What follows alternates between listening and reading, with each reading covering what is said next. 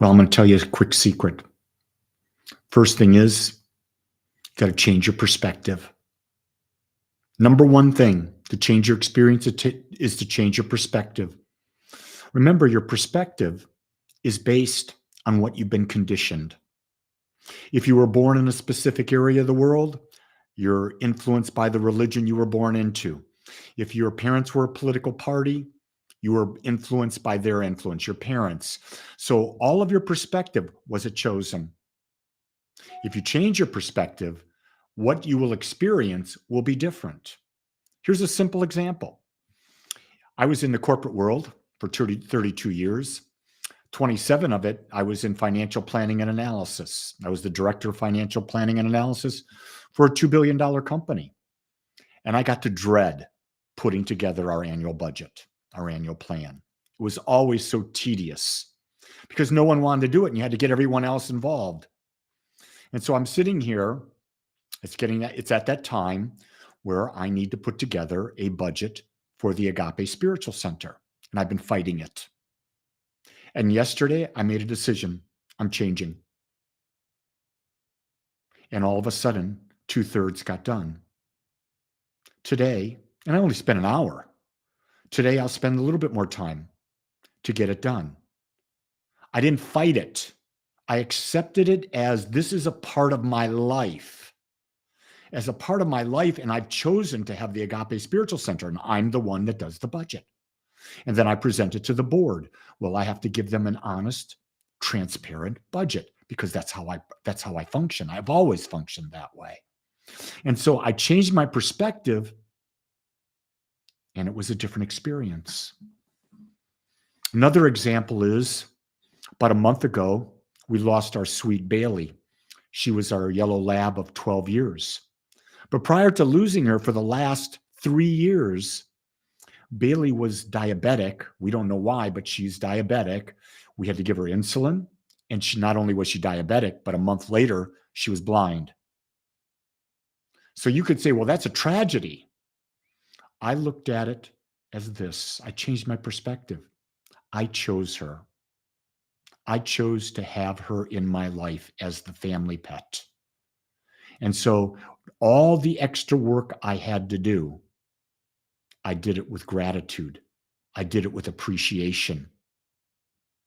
And now I get to do it all over again with a puppy who's not potty trained, a puppy who bites, a puppy who makes my wrists and hands look like they've been chewed into a bloody stump. And yet every time I look at her, I realize I chose her. And she brings great joy into my life. Do you see? There's another theme that I'm showing you here. If you choose something, make your perspective a positive one that fulfills you. If there's something that's not what you choose, don't choose it. You have the right to say no. No is a power. It's a big power that we don't often say. There's so many things in our lives. Well, here's a good one. You have the perspective that people in your life that have been in your life for years and years and years must stay in your life. And yet every time you're with those people, the energy drags you down. You can either change your perspective that person energy is not going to drag me down. I'm going to see the great in that situation. Or you can choose to say, I'm just not going to be in that situation. Or when you're with them, you can change the focus of the conversation. But you see, it's all based on perspective. So you've always got to ask yourself when you're looking at something, what is the perspective through which I'm looking at? Sandy Lynn says, my oldest granddaughter disowned me. She made a choice based on her perspective. Did the relationship serve her or not serve her? See, it has nothing to do with Sandy. Sandy's going to be Sandy no matter where she is, who she's with. But the granddaughter, yeah, it's blood, and we make that so important. But they were in our lives, and they can leave our lives. Everyone is in our life for a reason and a season. Sometimes the seasons are an accumulation for a long period of time. Sometimes they're much shorter. Here's a perspective that I invite you to consider. Lose the perspective about being attached, because you cannot be attached to the feelings of others, because you have no idea why they're going to do what they do. But what you can change is your perspective. And that's the only thing. McBride says, I choose to be here every day. Some days life has other plans. It's good to be here today.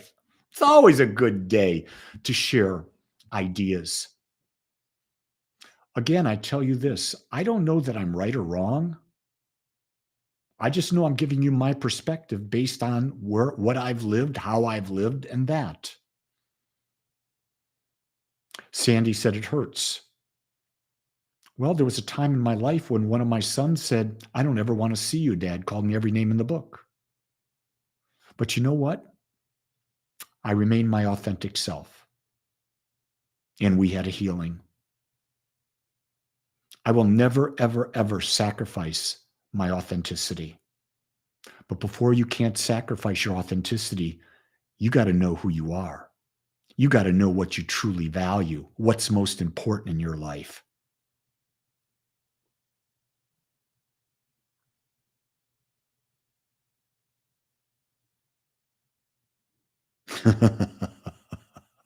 Zach goes, my partner brought a puppy home without telling me.